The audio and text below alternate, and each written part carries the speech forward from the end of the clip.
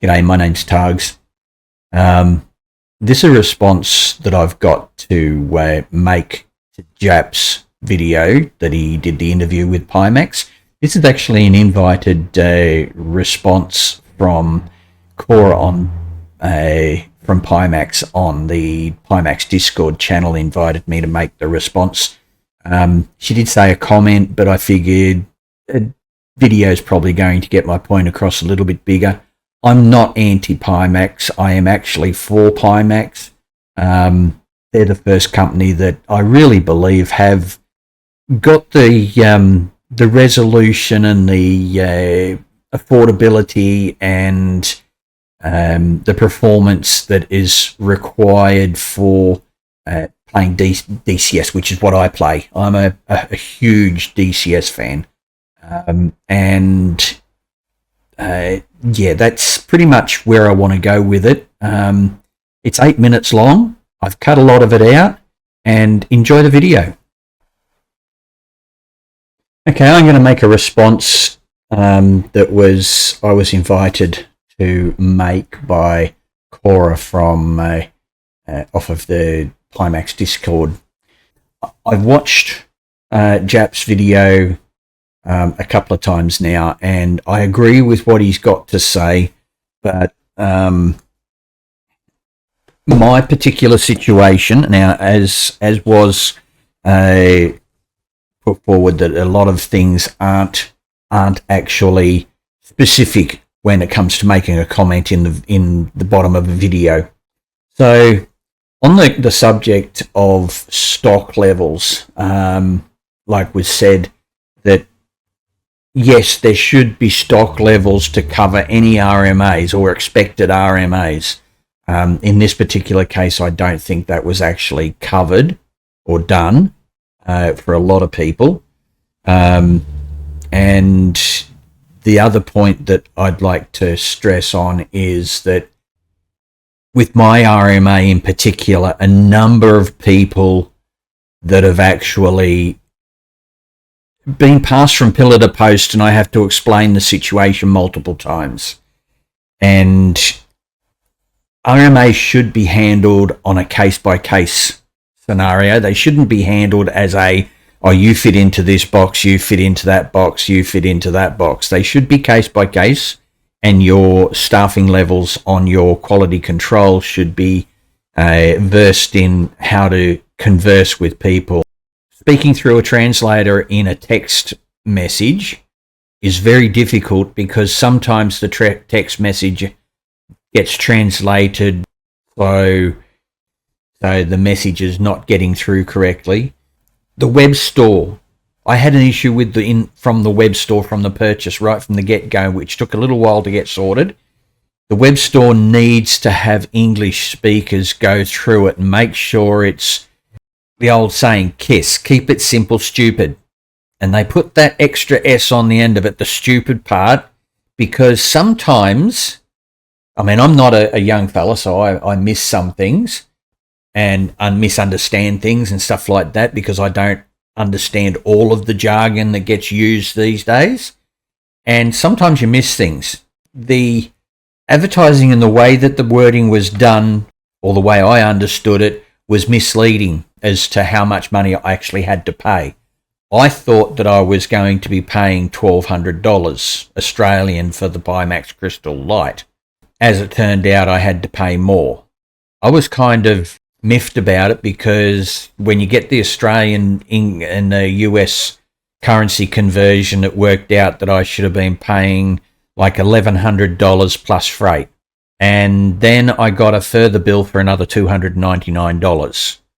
And the unit that I got originally, awesome, loved it, fantastic, absolutely brilliant, no problems at all. It was great for a while, I think probably about 10 days, 7 to 10 days. Actually, it was about 4 days after I finally got the trial thing removed from my Pimax Play. Then I started having issues. In the middle of while I'm playing a game, I play DCS. That's my 3D VR game. I've played DCS for a lot of years, actually, 10 years at least. right from the days of the original Flaming Cliffs or Black Shark. I've played it right back then, and that's my game of choice. So I have no interest in playing Microsoft Flight Simulator or going car racing in VR, or in the middle of playing DCS, I'd be, and it usually happened at the worst possible time, either in a nosedive trying to avoid a missile that was incoming, or the Pimax would go into what I like to call screensaver mode, where you get multiple different coloured squares flicking around on the screen in front of your face.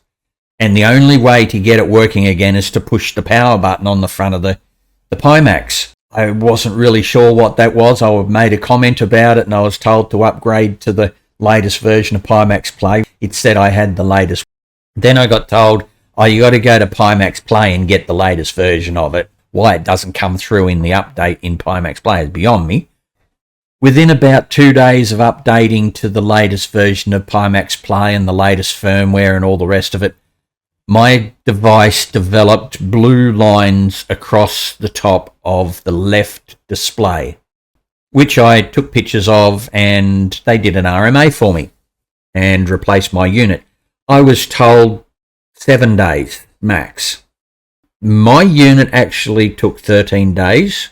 I'm not particularly worried about that. A couple of days extra, that doesn't bother me. That they weren't very clear in the way that they said to send it back, because I was informed that I had to send just the headset. So I removed the DisplayPort cable. I removed that, promptly sent off my unit in the box. Then I got a message to say, oh, send everything. And I've already sent it, and it's just the display, just the headset like I was told. So I got back a headset-only unit, which came with new power supply and a new cable already plugged in and stuff like that. And since then, which is, I think, 2 weeks now, everything, can't complain about it. Beautiful. Love it. I firmly am a firm believer that Pimax Crystal Light, maybe the Crystal, because I haven't tried the Crystal. I had a quick play with one from a friend, and that's what made me go, yeah, okay, I'm going to pull the trigger. Pimax is the first one I've actually put on, and I've gone, I can play with this. Multiplayer sessions, I'm still pulling 90 frames per second, fairly solid. Get to places like Afghanistan, Kandahar. It does drop down a little bit when you've got lots of statics around there, and you've got a little bit of AI traffic floating around there. Plus, you've got your 10 other buddies that you're flying with. I fly helicopters predominantly. That's my thing. Happy as. But there are, things need to be clearer on the website. RMAs need to be handled better. As a matter of fact, it's only the last 5 days. That's why I know it's only 2 weeks since I got my RMA back. When I got it, I sort of said, oh, I've got trial up there. I went and got in touch with the guy that was handling my ticket, and he's, oh yeah, okay. I had to go to a Discord channel and go to support and make a comment in there. Nothing got done, so I got in touch with Max from Pimax that I spoke to, Max Semak, and he got in touch with my my ticket guy. The guy who was handling my ticket was named Tansen. He contacted him, I think, 3 or 4 times to get my issue resolved, to have the trial removed from my device, because I was rather concerned that as the days were ticking down, and I think I got to 2 days before it was removed, 2 days before it was about to brick itself, before it actually got removed. So as far as I'm concerned, that shouldn't have happened. It should have been, okay, this is the serial number for this unit, it's going out to this person, let's take the remove that from trial. Just keep up the good work, Pimax. You're doing all right by me as far as I'm concerned. And yes, there were some problems, but I think we can put that behind us. I'm out.